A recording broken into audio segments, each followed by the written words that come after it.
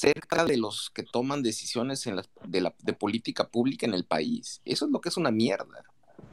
Sí, O sea, de acuerdo. podemos ver que muchas de las decisiones que se han tomado tarde. Y yo creo que se han tomado tarde, digo, yo lo comparo porque digo, yo he tenido contacto con muchos bolivianos y de lo que estaban diciendo en Bolivia cuando inició el COVID y los análisis que estaban haciendo, y las soluciones caseras, vamos, hasta de gárgaras con bicarbonato, ¿no? O sea, Sí. La secadora en la nariz también. Que si cuando suben ese tipo, cuando pasan ese tipo de información a gente que hace política pública y los estúpidos le creen, es bien peligroso porque sí matas a millones, es un genocidio eso.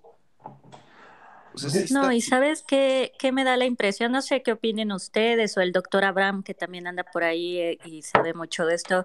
A mí me parece un poco como por encargo, ¿no? O sea, ya lo hiciste, ya entregaste tus kits, ya gastaste a todo, ahora saca algo que fundamente eso. O sea, incluso el proceso está como al revés, ¿no? O sea, es como los políticos tratando de sustentar o de justificar científicamente algo que ya hicieron. Todo está viciado, exacto. Ahí está un punto interesante y lo toca Carlos en su hilo. Y lo vuelvo a repetir, cuando un científico social, como lo es Pepe, que más que nada puede ser un científico de datos, entre comillas,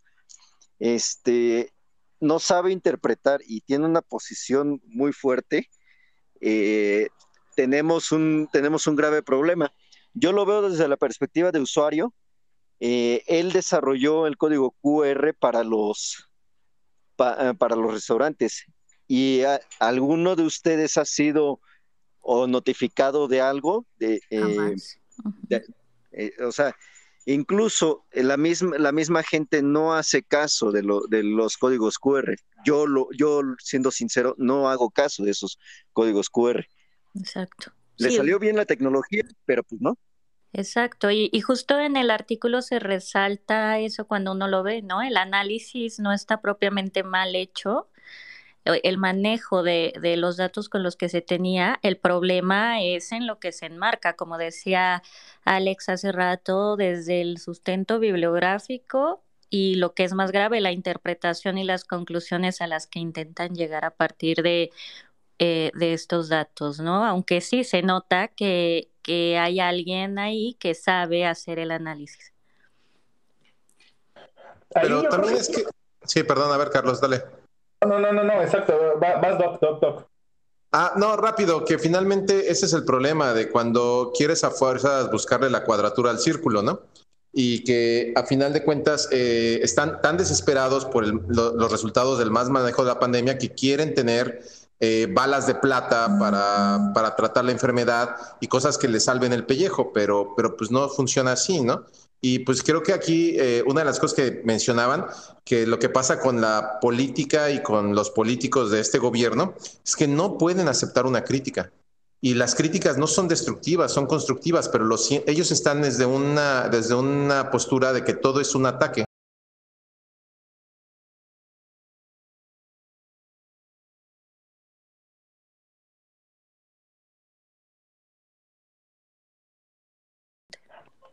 Que a ver, o sea, era un poco lo que yo estaba diciendo. Yo a Pepe no lo traté como diferente, lo traté como a cualquier otro artículo que fuera a dar mi escritorio. Que si de repente metí los chistes de que si las cubas y demás, ok, va. Cualquier otra cosa es tal cual lo que yo hubiera escrito en mi respuesta como editor. O sea, lo que dice el Doc Alejandro es muy correcto. No es que me caiga bien, me caiga mal. A ver, son datos. Y perdón, pero pues los datos no te favorecen, ¿no? Exacto.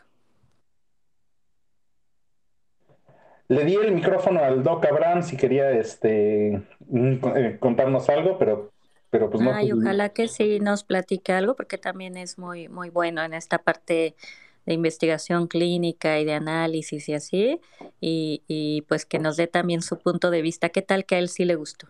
No creo. No es cierto. hay una parte que a mí me preocupó, porque, a ver, por eso estoy dale y dale con lo de bioética. Ya está el Doc Abraham. Perfecto. Hola. Hola, ¿cómo están? Buenas tardes a todos. Hola, buenas tardes. Pues aquí discutiendo del paper famoso de los kits de la Ciudad de México con ivermectina. ¿Ya lo pudo leer, doctor? El paper de Pepe Merino. Sí, ya lo revisé.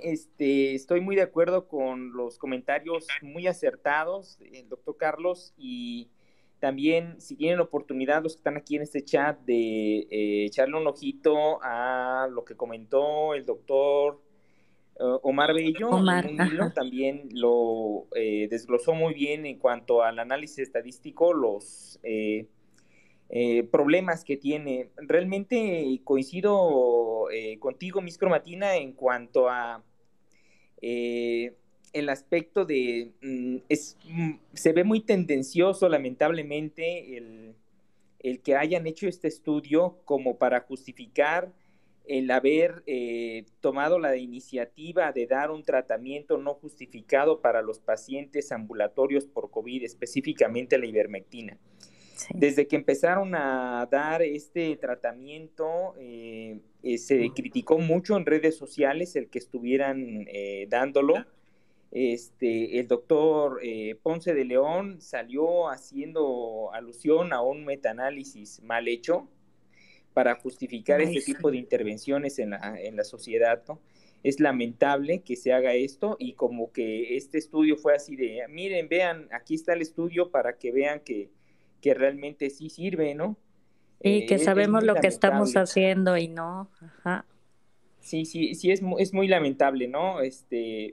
Lo que podemos hacer desde nuestra trinchera es algo similar a lo que hizo el doctor Carlos, ¿no? Defender, tratar de fomentar que este tipo de intervenciones no tienen un sustento. Si realmente querían hacer algo bien, querían encontrar cuál pudiera ser la utilidad de ivermectina, pues hubieran desarrollado un ensayo clínico, ¿no? Ya tenemos ejemplos en el mundo de lo que se puede hacer bien para dar respuesta a lo que hoy en día necesitamos para defendernos de problemas de salud de esta naturaleza, ¿no? Entonces, Recovery, por ejemplo, se autorizó, se desarrolló el ensayo clínico, el protocolo se desarrolló y se autorizó en una semana. Es sorprendente la forma en la cual unas autoridades en salud de un país tuvieron la decisión de intervenir y de hacer algo por su sociedad, y lo pudieron hacer bien, ¿no? En México se pudo haber hecho algo así, en lugar de empezarles a dar ivermectina y luego después empezar a buscar los recovecos de la ciencia, ¿no? Exacto. Sí, estoy muy de acuerdo con usted. Justo ahí, uno de los problemas que a mí se me hace muy grave es que en el artículo no se hace referencia explícita a una aprobación de bioética, por ejemplo. Y están manejando, porque lo dice el artículo, están manejando desde CURPS, desde días de estancia intrahospitalaria, edades, o sea, a lo que voy es, uno de los principales problemas es quién les dio permiso para usar estos datos, ¿no? Vaya, dudo muchísimo que a todos los que les hayan dado estos supuestos kits les hayan dado algún tipo de consentimiento. Exacto. Dudo muchísimo. Híjole, sí. Yo también lo dudo. Sí, no, seguramente no. Pero el problema es que ya había habido ensayos clínicos y ya se vio que en los pobres ensayos clínicos que habían sido publicados, pues no sirve. Entonces, volvemos a lo mismo. ¿Para qué le buscamos tres pies al gato? Ahora, una cosa que mencionaba Abraham muy importante es que yo creo que sí necesitamos buscar un frente común de médicos, porque muchas veces a los científicos que no somos médicos nos desprestigian bastante, ¿no? Dicen, tú no sabes nada. Mira, yo he recibido unos comentarios bien agradables de médicos donde dicen que nosotros nos creemos Doctor House, que creemos que todo es así, complicado y tiene una respuesta molecular y científica, y pues sí, o sea, así es, ¿no? Pero la manera en que a veces los médicos nos miran a los científicos es con mucho desdén, no todos, pero sí muchos, sobre todo cuando se les contradice, ¿no? El médico, no sé, mi impresión particular es que no está acostumbrado a que lo contradigan. Sí, es probable que sí, y yo también, lamentablemente, y yo soy médico, y lo voy a decir con todas sus letras, ¿no? Lamentablemente la gran mayoría de los médicos carecemos de conocimientos, de metodología de la investigación y de análisis crítico de la literatura que nos permitan ver con adecuados ojos todo lo que tenemos enfrente, ¿no? Y es por eso que tenemos tantos médicos difundiendo tanta charlatanería y cosas por el estilo que solamente por creencia, porque tienen fe, porque les pareció bonito el artículo o qué sé yo, lo fomentan, lo difunden, lo favorecen, ¿no? Es lamentable, pues. Entonces, Sí. yo creo que desde nuestra trinchera podemos ayudar en ese sentido, ¿no? Tratar de mostrarle a la gente, la poca gente que pueda llegar a estar a nuestro alcance o mucha, tratando de enseñar este tipo de cosas, porque sí es muy importante que se elimine o se reduzca la ignorancia en este sentido, ¿no? Y sabes también que es preocupante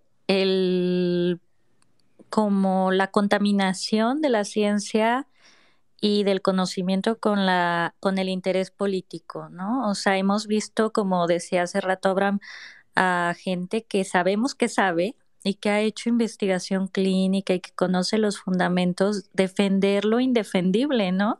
Los hemos visto publicar de pronto, abrir su cuenta de Twitter solo para hablar en favor de la ivermectina, como pasó también cuando el IMSS adquirió ivermectina y vimos al doctor Luis Durán abrir su cuenta de Twitter solo para defender este uso a nivel institucional, y al doctor Ponce León en su momento, y en fin, yo creo que a mí eso sí me preocupa, que es gente preparada, es gente que sabe, es gente que ha liderado muchas cosas académicas y de pronto por su posición política se ven obligados a hacer esto. Sí, totalmente de acuerdo. Yo aquí, mira, ya voy a meter un chisme, pero por ejemplo, en el artículo que publicamos nosotros de cuando analizamos las variantes que se introdujeron aquí al país de SARS-CoV-2, ahí está Ponce de León y te puedo asegurar que no hizo nada.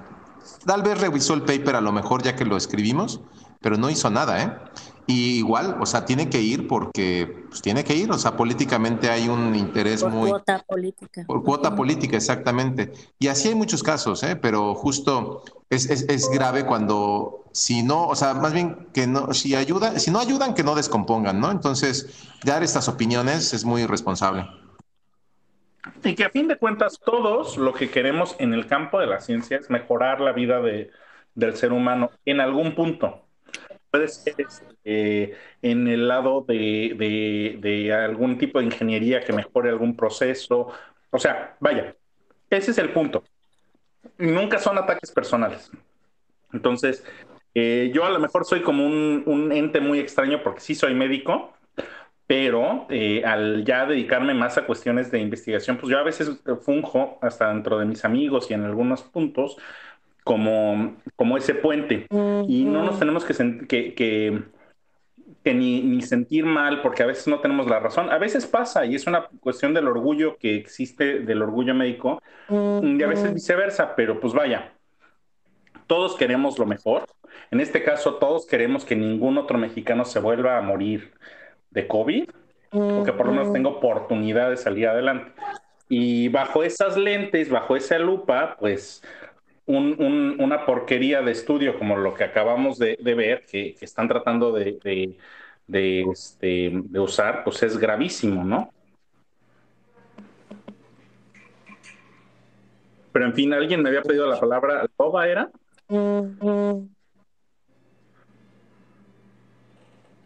¿O no anda la loba por ahí? Ahí está, ya ahí levantó su manita. Ahí ya está. Hola, buenas tardes a todos.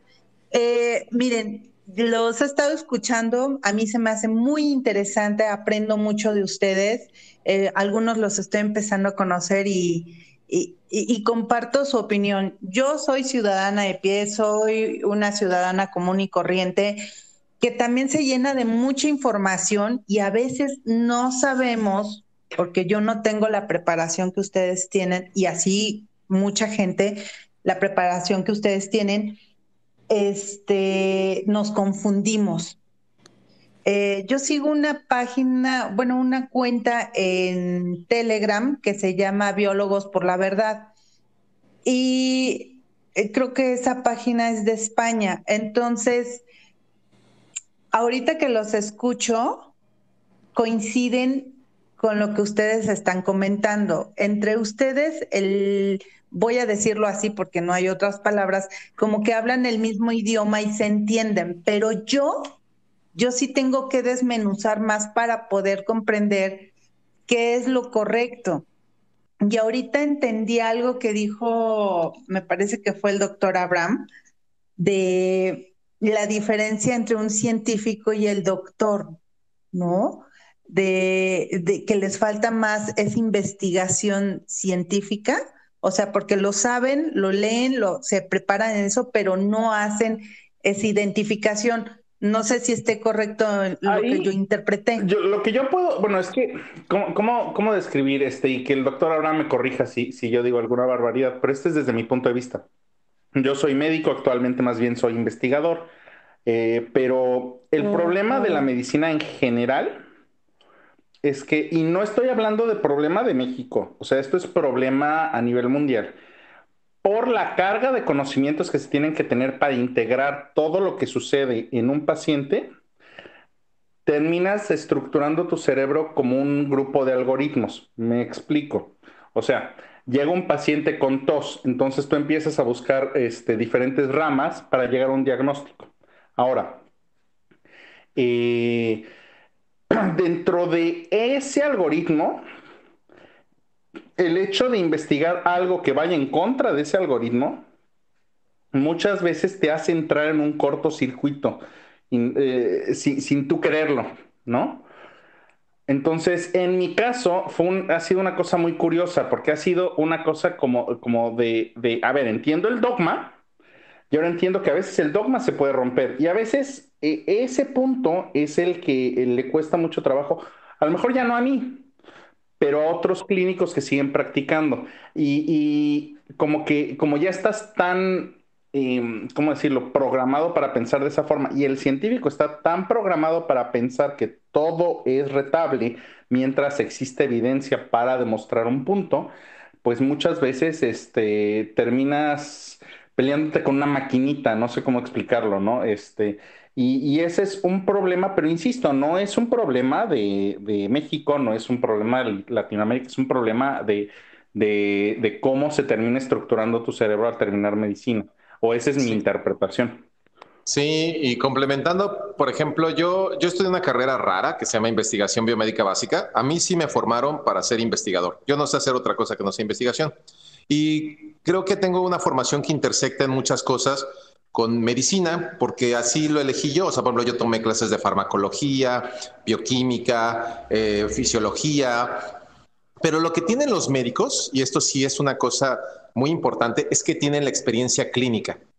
Entonces, el médico está entrenado para observar a un paciente y poder discernir entre, como dice Carlos, tiene un algoritmo en el cual puede diagnosticar en función de los síntomas y de los análisis clínicos de laboratorio cuál es digamos, la enfermedad o el malestar que podría estar en el paciente. Siendo honesto, y espero que los médicos de aquí, Abraham, una disculpa, no me vayas a escupir en la cara, pero de verdad, los médicos adivinan, porque justo en función de lo que pueden diagnosticar, lo que les puede revelar el paciente y los análisis clínicos, tienen como lo que se dice en inglés, un educated guess, ¿no? O sea, un supuesto basado en las evidencias. Y a final de cuentas eso es lo que no tenemos los investigadores. Lo que nosotros podemos hacer como investigadores es soportar con más fuerza esas evidencias para que ellos puedan tomar una mejor decisión. O sea, nosotros podríamos ser como guías para esas decisiones informadas para el paciente. Pero a nosotros nos lleva mucho tiempo. O sea, por ejemplo, leer papers yo leo 5 o 6 papers al día. Y, por ejemplo, muchos los entiendo, pero, por ejemplo, yo no he encontrado, de hecho, estamos viendo eso con la Academia de Ciencias de Morelos, cómo podemos llegar a los médicos para darles entrenamiento, porque ahorita ellos están tan ocupados atendiendo pacientes y finalmente no tienen tiempo de actualizarse, o sea, no tienen tiempo de sentarse a leer 5 o 6 papers a profundidad, por ejemplo, como lo que acaba de hacer Carlos. Entonces, hay que acercarnos nosotros los científicos para dar esas actualizaciones y darles así en un briefing, un resumen así muy rápido y breve y conciso, para que ellos tengan la información más precisa y puedan tomar estas decisiones, por ejemplo, como el uso como no usar ivermectina. Por ejemplo, ayer estaba analizando un protocolo clínico que alguien en la India publicó, donde siguen recomendando el uso de vitamina C y el zinc para como prevención de COVID o tratamiento de COVID, cuando ya se probó que no sirve. Y también, o sea, aquí el punto a discutir era que están usando los esteroides, los corticosteroides, en muy altas concentraciones, y está afectando a la población, y la población le está muriendo, ¿no? Y entonces, la otra cosa es que la población, por lo menos aquí en México, y yo creo que en general el mundo, sí respeta mucho a los médicos y los tienen en un concepto muy alto y en un concepto donde no se pueden equivocar, ¿no? Entonces, sí hay que, yo creo que hacer muchas cosas para cambiar la percepción de la sociedad, tanto hacia el científico como del médico, y encontrar un punto medio donde podamos, yo creo que todos interactuar en bien de la población, ¿no? Yo creo que es muy importante, yo digo, yo ahorita no soy maestro de ninguna escuela de medicina, pero si lo fuera, creo que es muy importante inculcar la idea de la investigación en medicina desde muy temprana edad en la carrera, porque eso va a ayudar a que los médicos a futuro sean mucho más receptivos de la idea de poder romper esos algoritmos que ya tenemos grabados en la cabeza. O no sé usted qué opina, doctor Ram. Sí, creo que el Loba quería dar un comentario. Creo que vi que levantó la mano.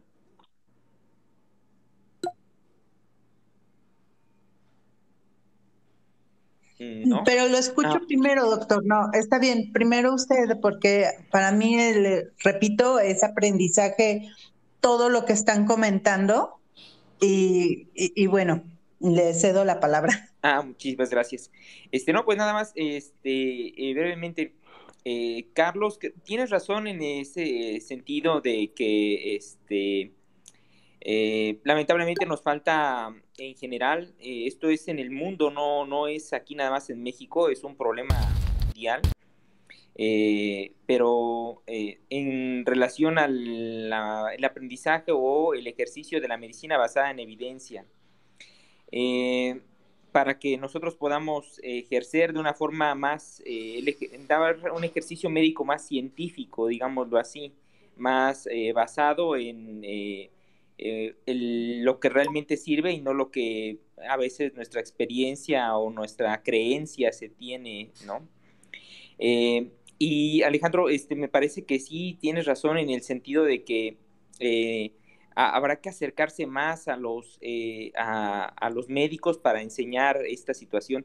Yo en alguna ocasión le pregunté a un doctor de la Universidad de Guadalajara, doctor Nezahualpilli, que es colaborador del Centro Cochrane de México, para saber qué tantas las escuelas de medicina enseñaban medicina basada en evidencia, y lamentablemente pues solamente la Universidad de Guadalajara, la UNAM, el TEC de Monterrey, y creo que nada más, quizá habrá una que otra más, San Luis Potosí, creo que también. Entonces es muy poco la difusión de este tipo de pensamiento para que tengan un mejor ejercicio los médicos en general. Sí se tienen muy dogmatizados, sí se tienen muy estereotipados en que no se pueden equivocar, en que son líderes sociales, un médico, y se cree en cierta medida mucho en su palabra, pero sí se tiene que preparar mejor. Es complicado todo eso, pero sí se tiene que empezar de alguna forma.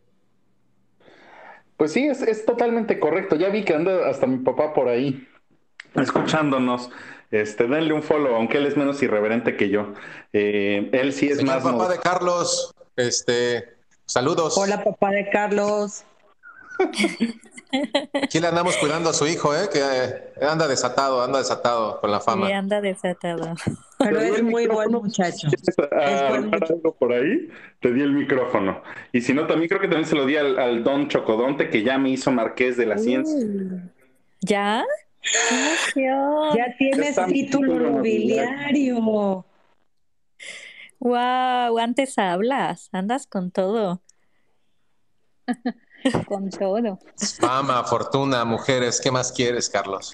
Todo lo Alcohol. tiene, todo lo tiene. ¿Qué más? Alcohol.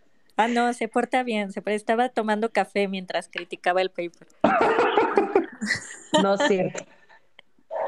Oigan, yo quería agregar a lo que estaban diciendo que sí ha sido todo un reto esto de vincular o hacer sinergia entre investigadores clínicos y investigadores. No me gustaría clasificarlos como básicos, nunca he estado muy de acuerdo con esa clasificación, pero sí con esta formación más científica de base, como el caso de los licenciados en investigación biomédica, como Alex, ¿no? Que están totalmente formados para el área de investigación científica a full y que, pues sí, como él dice, no, el camino irremediable de un licenciado en investigación biomédica básica es ser investigador y lo hacen muy bien, tienen muy buen nivel. En el caso de los médicos, sobre todo las universidades líderes, bueno, las facultades líderes en medicina, han estado cambiando los programas hacia pensamiento crítico, resolución de problemas basados en competencias y la incorporación justo de estas habilidades de lectura crítica de literatura y de medicina basada en evidencia. Y yo tengo el gusto de impartir epidemiología clínica y medicina basada en evidencia en la Facultad de Medicina de la UNAM. Y justo el enfoque es llevar a los chavos de tercer año de medicina a desarrollar todas estas habilidades de criticar, o sea, leer con ojo crítico un artículo como lo hizo Carlos ahora y encontrar pues estos puntos débiles o discrepancias entre datos y conclusiones, etcétera, pero también tratamos de hacerlos capaces de generar preguntas de investigación relevantes y conocer la metodología básica y las herramientas estadísticas para poder desarrollarlo. Entonces, cada vez más el movimiento de la academia en medicina está hacia eso, pero sí cuesta trabajo y sobre todo en otras generaciones permear ha sido complicado. Entonces, todavía se ven muchas dificultades en la investigación clínica relacionada con muchas cosas, ¿no? Incluso con la cuestión ética, con la cuestión de recursos, la disponibilidad de pacientes, de datos, pruebas, estándares de oro, etcétera. Pero yo creo que sí mejorarían muchas cosas si se hiciera más sinergia y pudiéramos hacer grupos multidisciplinarios que mejoraran la calidad de la investigación clínica y que se aceptaran pues estas críticas y decir, oye, no, entonces estoy en una fase de preprint, estoy identificando, por ejemplo, todas estas debilidades del artículo que ya aportaron varios expertos desde diferentes enfoques, clínicos, no clínicos, etcétera, todos cuentan, y entonces tratar de hacer pues las modificaciones y lo ético sería retirar el manuscrito para hacerle los cambios y demás, y si llega a quedar con mejor estructura, con unas conclusiones acertadas y demás, o si llegara a poder solucionar o solventar sus deficiencias metodológicas, que se vuelva a subir, ¿no? Pero por lo pronto lo correcto sería retirarlo. Sí, incluso personalidades como la doctora Frances Arnold, ¿no? Que acaba de ganar que ganó el premio Nobel hace poco, tuvo que retirar un artículo y pues sí, o sea, dijo, pues sí, nos equivocamos, yo lo tenía que supervisar y no lo hice pues con toda la atención que se debía. Y pues sí, o sea, dice, pues lo siento, lo retiro, perdón, y ya, y no pasó nada, no le quitaron el Nobel, no, o sea, Claro, nadie la criticó. es parte de la ciencia, ¿no? Ser falible y cambiar, ¿no? A lo largo del cómo se va generando el conocimiento y tal, pues decir, híjole, no era así, ¿no? Y Sí, lo correcto y lo ético es retirarlo. Sí, De hecho, y al final, sí. no, digo, ahorita no me acuerdo exactamente del año. Alguien, si por ahí se sabe el año, el neurocirujano que describió el proceso de la lobotomía ganó un Nobel por ese proceso. Esa operación que hoy en día se considera completamente antiética y se considera básicamente un crimen de lesa humanidad, pues ese don ganó un Nobel y póstumamente se le retiró el Nobel. Entonces, a fin de cuentas, la ciencia es una cuestión que evoluciona continuamente. Yo tuve mucha suerte de haber estudiado en la UP. Es una universidad muy chiquita, pero desde chiquitos nos tratan de taladrar la idea de que, a ver, ustedes tienen sus algoritmos, pero sus algoritmos no son para siempre, ¿eh? Entonces, pues tengan la idea de que hoy, si hoy recetan ivermectina, ahorita que seguimos con este mismo ejemplo, pues mañana ya no puede ser la mejor opción. Entonces no se queden con esa idea y traten de buscar otra opción. Y de hecho, por ejemplo, con la doctora Paula, pues justamente me ha tocado conocer a un par de sus alumnos y son gente que lo único que necesitan es ese empujoncito de saber, a ver, oye, la verdad es que estos algoritmos tienen su razón de ser, pero hay que, ¿cómo se dice? Como retarlos de vez en cuando, ¿no? Sí, Como, exacto. como, como Sí, y retarlos fíjate de vez que en ahorita haciendo un cuando, ¿no? paréntesis para que la gente no se aburra todo y cambiar el estereotipo del científico nerd. Si se pueden en Netflix, véanse dos películas, así como una tras otra. La primera sería ay, se me fue, Marie Curie, la de Marie Curie, la de Radioactive, ¿no? Sí. Y ven ahí como, por ejemplo, en esa época, incluso Pierre Curie, un gran científico, pues era creyente del espiritismo, ¿no? Que en ese entonces se le consideraba una ciencia, ¿no? Ahora ya es claramente una pseudociencia. Y véanla, se la recomiendo. Y después de esa, vean la chica danesa, donde justo hacen una alusión a la radioactividad, la cual van a encontrar muy interesante, donde en un momento dado, pues sí, al pobre, pues les voy a hacer un spoiler, al pobre tipo lo tratan con radioactividad, pensando que así le podrían quitar el homosexualismo, ¿no? O el bisexualismo, ¿no? Porque creían en ese momento que la radioactividad podría curarlo todo, ¿no? Y pues como decía un poco Carlos, ¿no? Lo de la lobotomía, así han habido prácticas, ¿no? Durante mucho tiempo. Yo en particular, por ejemplo, espero que en poco tiempo cambie la práctica del uso de los antibióticos, que mi parecer es indiscriminada y genera problemas a largo plazo, ¿no? Pues sí, totalmente. Pero en fin, Jaime nos quería preguntar algo. Cuéntanos, Jaime. Papá, acepta ¿Qué el tal? micrófono. Sí, listo. Nada, yo soy neumólogo, clínico, 100%. Yo quería comentar el tema clínico y científico. Yo creo que los que estamos como embebidos en el tema clínico, en contacto con el paciente, tenemos diría yo, facilidad de este tema que ustedes decían, ¿no?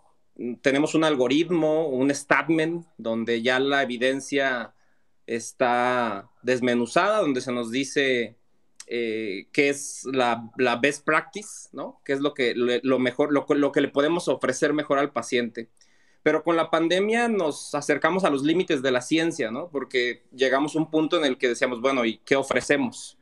Y recuerdo un buen editorial, creo que era de Llama, donde ponían esta comparación entre la medicina sensata y la medicina intervencionista, ¿no? O sea, cuando ya estabas haciendo cosas que eran prácticamente irracionales, yendo al tema de la ivermectina. Yo he sido muy crítico en redes sociales de la ivermectina, justamente porque raya ya en un punto de irracionalidad al vender una terapia que simplemente no tiene una razón de ser y que ha sido refutada artículo tras artículo, que se ha intentado, hace poco salió en Llama un artículo sobre el tema.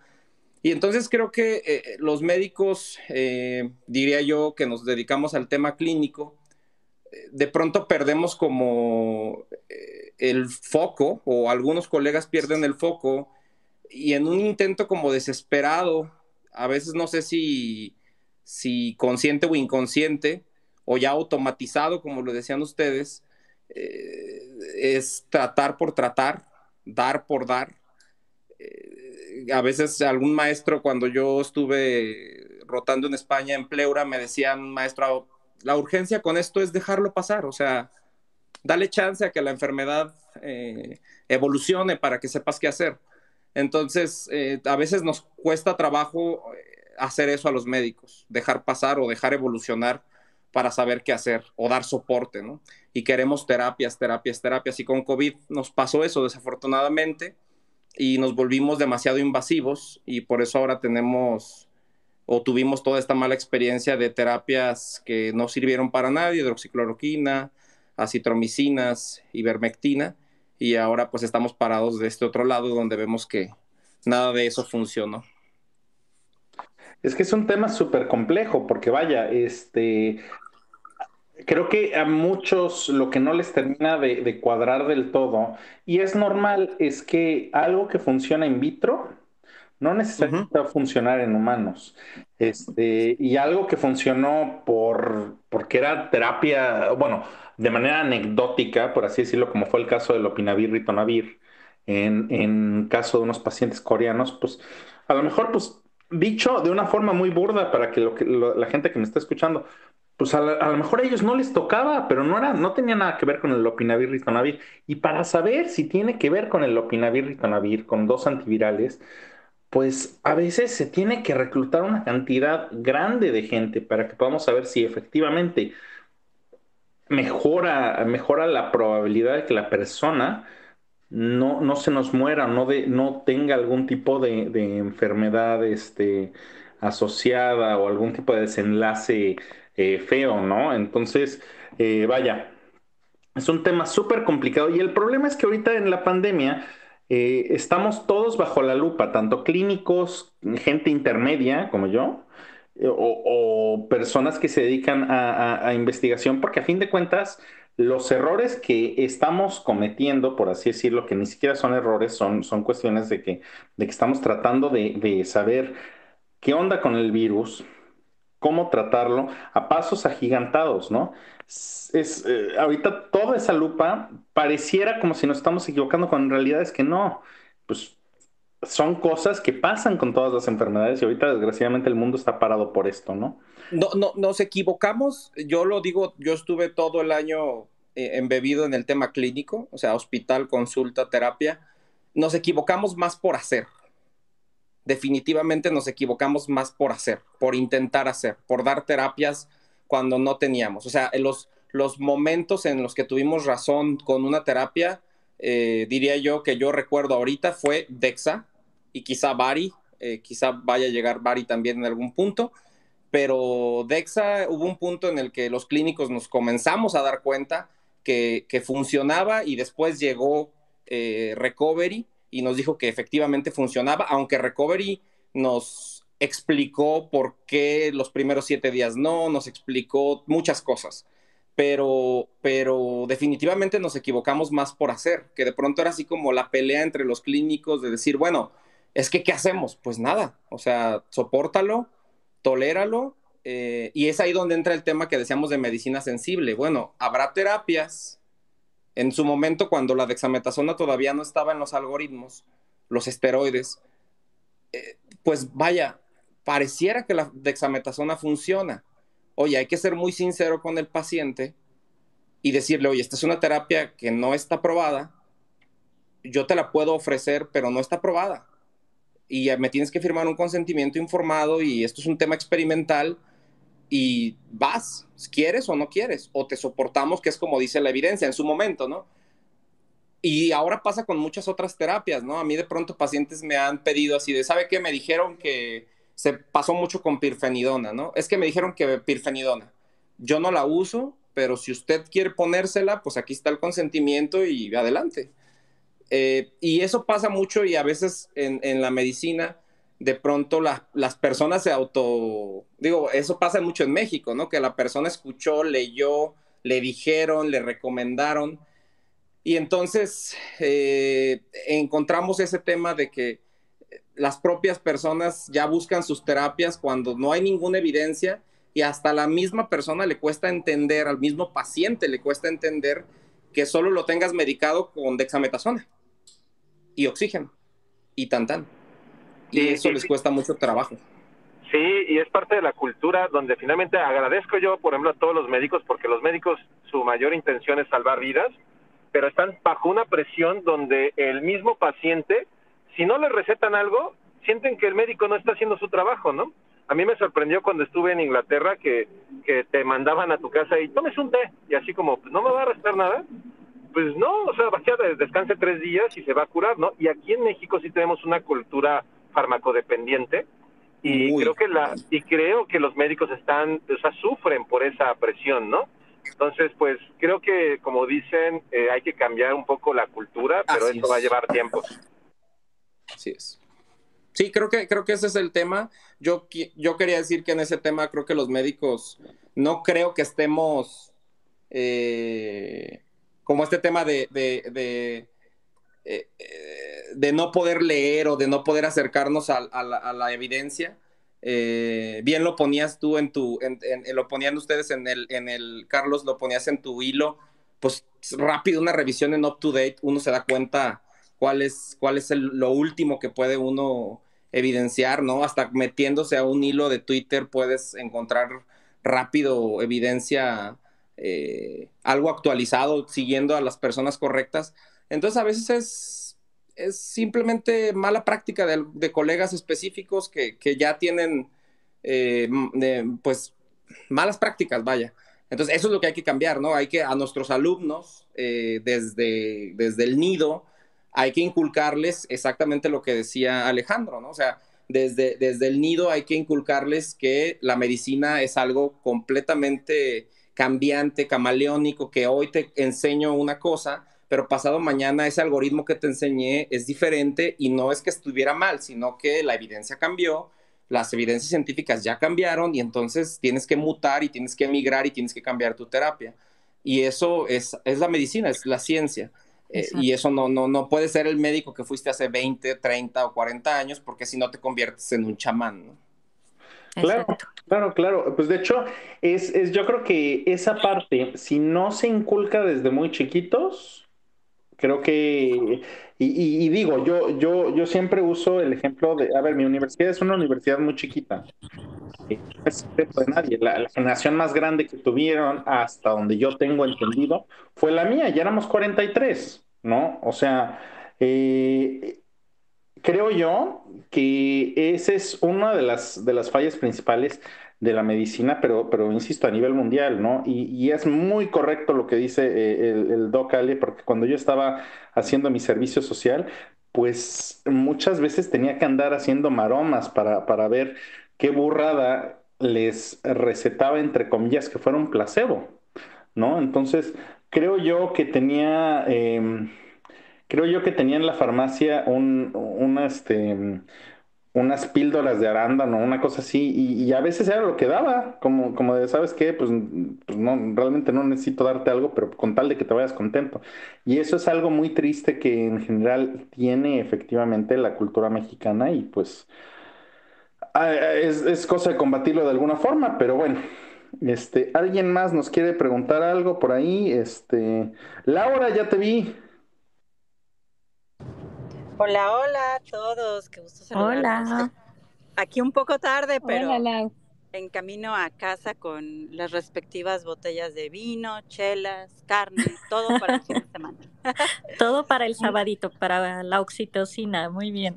Así es, un gusto saludarlos a Es puro todos. café, papá, es puro café, ¿eh? No se está hablando ahorita de nada. Ah, sí, perdón, papá de Carlos, perdón. puro café. Es broma, yo creo que le vale. Muchas felicidades a todos, porque me imagino que muchos de aquí hemos tenido pues el privilegio también de enseñar y pues felicidades a todos por nuestra labor. Felicidades también, Lau. Sí, muchas felicidades a los profesores. Sí, muchas felicidades. Invitaría al Doc Sierra por ahí si anda, pero también muchas felicidades a todos ustedes. Creo que The Witwit Science son Miss Cromatina, Cintia. Cintia, ajá. ¿Quién más? Me falta una, ¿no? Porque son Vicky. tres maestras. Vicky. Vicky. Yo fui maestra también. Bueno, Hace mucho. Bueno, pero tienes el título de maestra, entonces también felicidades, ¿no? Sí, también muchas felicidades gracias. y aquí das cátedra. No. Aquí en Twitter. Te reelegiste como Twitstar. Aquí todas las de We Tweet Science se andan reeligiendo como Twitstar y uno que apenas hace sus pininos.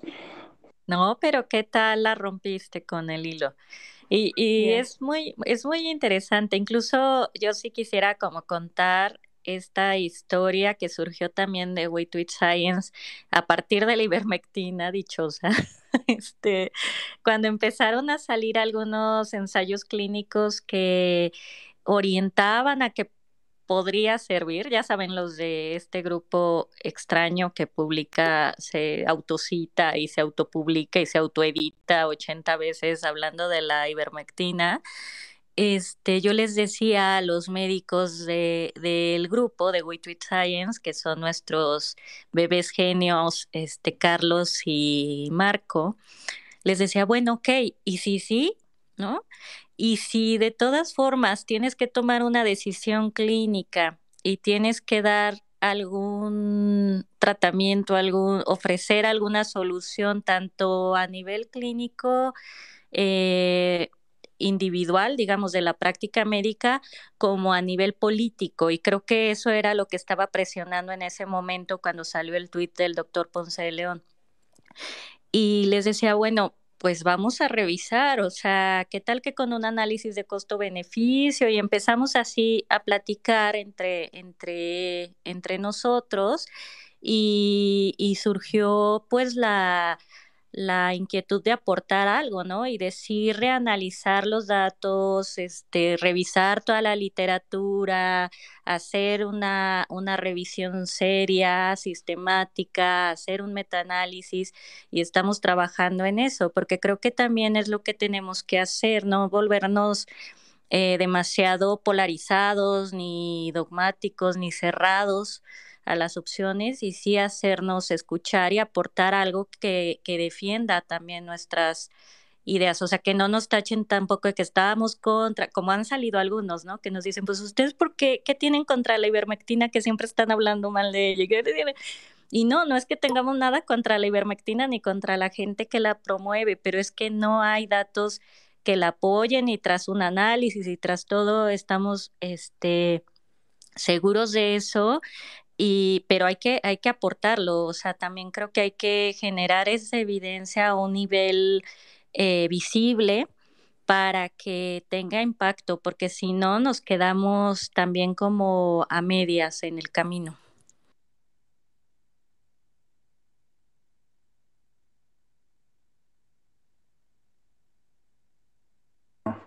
Ando hablando sin el micrófono, qué burro. Pero sí, totalmente. Yo creo que ahorita tenemos que prestar mucha atención a cómo va evolucionando la evidencia de todo.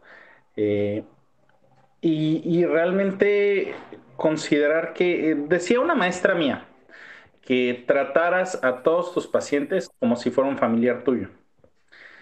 Y con esos ojos, o sea, si tú consideras con la mano en el corazón, por ejemplo, que la dexametasona puede ayudar, porque a pesar de que no tenga toda la mayor evidencia posible, por ejemplo, que fue lo que pasó en las primeras etapas, ¿no? Pues ok, dásela, pero no se la des porque sí. O sea, que sea una cuestión razonada. Exacto. Sí, y el problema es que si se empiezan a recetar cosas, se empiezan a hacer asociaciones falsas y empiezan las creencias, ¿no? Entonces decimos, no, sí le funcionó y a mí me funcionó y entonces lo que en teoría debería ser evidencia se vuelve una creencia, ¿no? Sí, y justo nos ha pasado que la gente que viene a echar la bronca es porque dice, yo la tomé y no me enfermé de COVID, entonces ivermectina me protegió de COVID, ¿no? Aunque pues no, por supuesto que pudieron ser otras 80 cosas, ¿no? Eh, o estuve enfermo de COVID y me tomé la ivermectina y me curé a las 2 semanas. Pues sí, o sea, pero pudieron ser otras cosas. Entonces, sí, creo que justo se cae en esto y ha pasado con mucho, o sea, con todas las fases de propuestas, digamos, de tratamientos o de profilácticos para COVID, con todas ha pasado, como decías hace rato, Alex, con el zinc, con la vitamina C, con la vitamina D, con todos estos que se han propuesto como candidatos terapéuticos o profilácticos, finalmente los médicos, algunos, ¿no? Armaron su kit, su propio machote de receta para paciente COVID y pues como les funcionaba a sus pacientes, siguieron haciéndolo y los pacientes creyeron que por eso se curaron o que por eso no se enfermaron. Pues así es. Bueno, yo los dejo, chicos, porque tengo que ir a comer con mi hija y mi mamá. Entonces, aquí estamos en Veracruz, iremos a un restaurante llamado Los Tan Pequeños, comercial. Bueno, Doc, Perfecto. ¿no? Provecho. ¿Alguien más Gracias, quiere? nos vemos. No. A ver, alguien, Frank nos quería pedir la palabra. A ver, cuéntenos, Frank. Bueno, yo otra cosa que quería decir, una de las cositas que a mí me sorprende en el tema de cuestión de política pública, por ejemplo, en este tema de la ivermectina, yo seguí como muy de cerca desde que se empezó a usar en el Perú y terminó en México, desgraciadamente, y ahora termina con este vergonzoso pseudo paper. La otra es, por ejemplo, hay políticas como la oximetría, o sea, como la medición de oximetría en pacientes diagnosticados o sospechosos, que nunca se utilizó como una política pública, nunca se promocionó. A mí yo hubiera preferido por parte del gobierno, por ejemplo, la entrega de oxímetros de manera masiva para la vigilancia de pacientes COVID que la entrega de ivermectina, pero vaya, yo no soy experto en política pública, pero de salud, pero yo al menos en mi universo de pacientes, eso era lo que a mí me mantenía al tanto de qué pacientes tenían que ir a un hospital. Exacto. Y qué pacientes se tenían que quedar en su casa y qué pacientes eran de alto riesgo, ¿no? Entonces, me llama la atención que ese tipo de políticas no se implementaron a nivel gobierno, se dejaron de lado por políticas de este tipo donde se da medicamento. No quiero mal pensar, porque así fue en el Perú. En el Perú hubo un negociazo con la ivermectina. O sea, hubo grupos que se enriquecieron con la ivermectina. Y no me gustaría pensar que nos demos cuenta después que detrás de esa prescripción de nivel gobierno haya 2, 3 empresas que se hicieron millonarias con esa concesión por parte del gobierno de la ivermectina, ¿verdad? Entonces, está muy cochino el asunto, a mi parecer. Bastante. Y sí, pues desde los oxímetros, como bien dice, como estrategia objetiva de estratificación de riesgo hubiera sido muy útil. Y ya ni nos vayamos tan allá, o sea, el cubrebocas, ¿no? ¿Cuánto tardó también en aceptarse a nivel político? Terrible.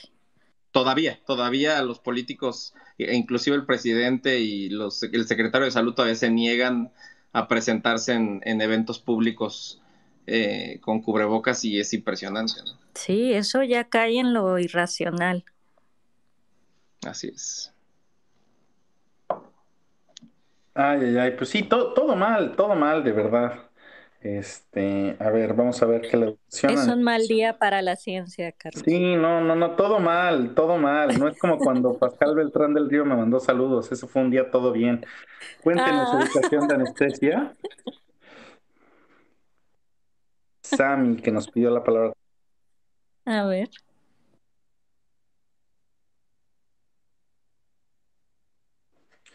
Y si no, pues ya se sirvieron su cubita. A ver, educación en anestesia, Sammy. Hola, buenas tardes. Bueno, a mí me gusta bastante escucharles. Yo soy de Ecuador, soy una científica en formación. estudio ingeniería en biotecnología.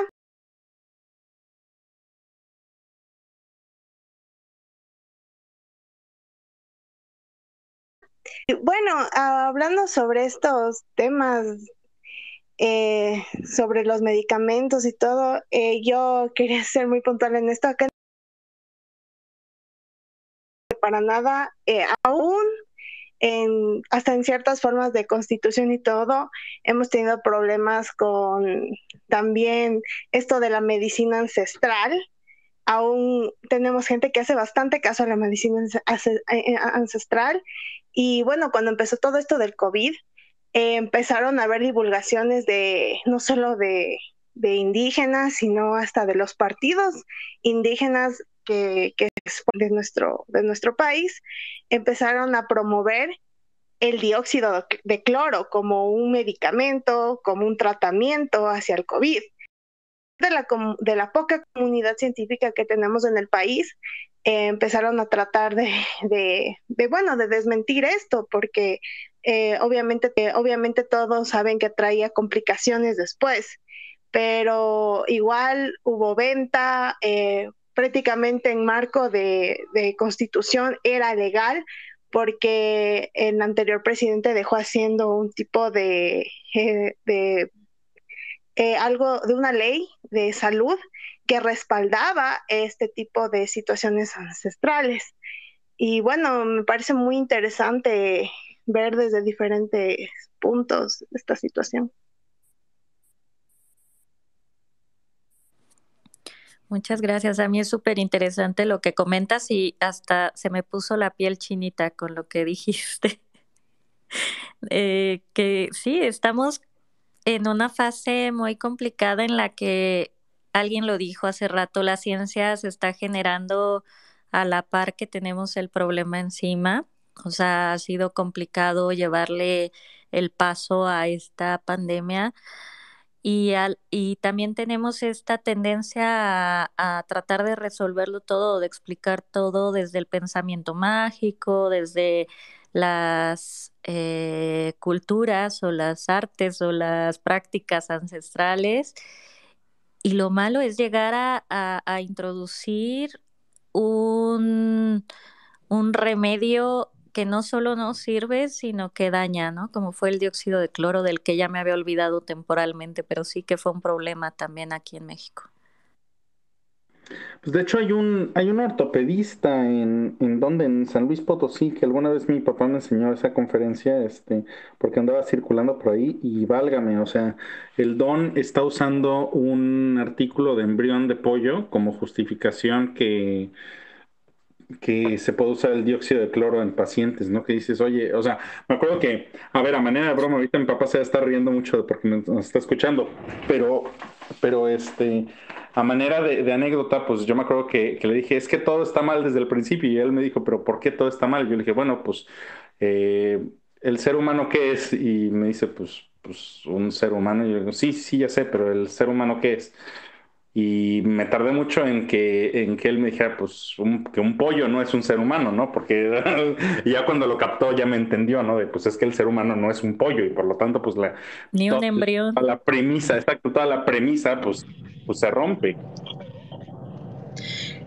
Sí, Carlos, qué buen ejemplo pusiste y bueno, digamos que a la persona pues que no está involucrada en ciencias de la salud, que no tiene una formación de ese tipo para nada, ¿no? Digamos, el contador, el abogado, cualquier otra persona que realmente no ha cursado una formación en ciencias de la salud y de repente les muestran estos videos donde a favor del dióxido de cloro, donde se ve cómo le agregan algo a un portaobjetos que tiene eritrocitos y los eritrocitos, pues obviamente estás agregando un líquido, simplemente se mueven, ¿no? Se dispersan un poco. Entonces dicen ellos, los defensores del dióxido de cloro argumentan que bueno, que eso está aumentando la oxigenación, etcétera, pero pues le tienes que explicar a la gente que para empezar hay tanta diferencia entre in vitro e in vivo que no lo dimensionan, ¿no? Son muchas cosas que para nosotros son obvias, pero para el resto de la ciudadanía o para la gente que no tiene ese tipo de formación, pues no lo son. Y es muy fácil de convencer cuando uno no sabe absolutamente nada sobre el tema, ¿no? Digo, si a mí un contador viene y me dice que tengo que pagar 80 pesos de impuestos, pues los pago, yo no sé, ¿no? Entonces, Claro. hay también la parte como bien complicada y bien difícil que hemos tenido en esta pandemia, es cuando un médico o un profesional de la salud comienza a prescribir, recomendar este tipo de remedios, tipo dióxido de cloro, tipo ivermectina o tipo también remedios naturales o ancestrales. Y pues, ¿cómo le explicas a las personas a las que les están recomendando esto, pues que no va por ahí, ¿no? Cuando un profesional de la salud se los está recomendando o prescribiendo. Y ese ha sido yo creo que algo bien, bien complicado durante toda la pandemia, porque las personas entonces dicen, ¿en quién debo de confiar? O sea, ¿cómo si un médico me está recetando o recomendando esto? No le voy a hacer caso si él es médico, se supone que sabe, ¿no? O si es una nutrióloga, se supone que sabe.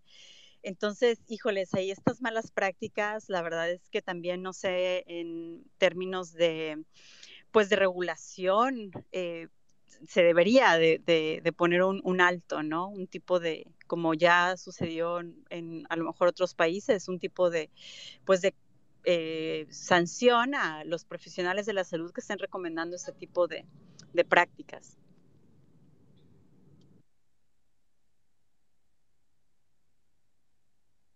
Me pasa que ando hablando yo al aire sin darme cuenta que el micrófono está. Carlos, hasta pareces nuevo. Sí, verdad, qué burro. Mi tocayo Carlos López quería decirnos algo. ¿O no nos quiere decir nada? Ya anda el Grinch y McGrinch Face, que también es muy bueno. Cuéntenos, Grinch, ¿qué nos viene a contar el día de hoy? No sé por qué presiento que conozco a tu alter ego. No lo sé. Hola, gracias por dejarme hablar. Antes que todo, yo creo una de las cosas más importantes que lleva a todo este problema de tratamientos no avalados o no comprobados es la falta de educación científica. O sea, en algún momento ya me habré quejado amargamente de ello, pero al final es que la gente que se dedica a esto no sabe distinguir la diferencia entre un análisis todo mal hecho, como ahorita te felicito por la destrucción, por la obliteración del artículo de la disque ivermectina.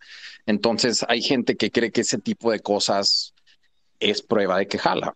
Esa es una. La otra es la comunicación que se da por los medios en donde cualquier cosa que sale que ivermectina demuestra 0.001% de efectividad y en las noticias es encontraron un medicamento que funciona. O sea, la forma en la que se transmite la información al final es errónea, o si no tienes la lectura crítica o la visión crítica de la información que estás consumiendo, terminas comiéndote cualquier cosa.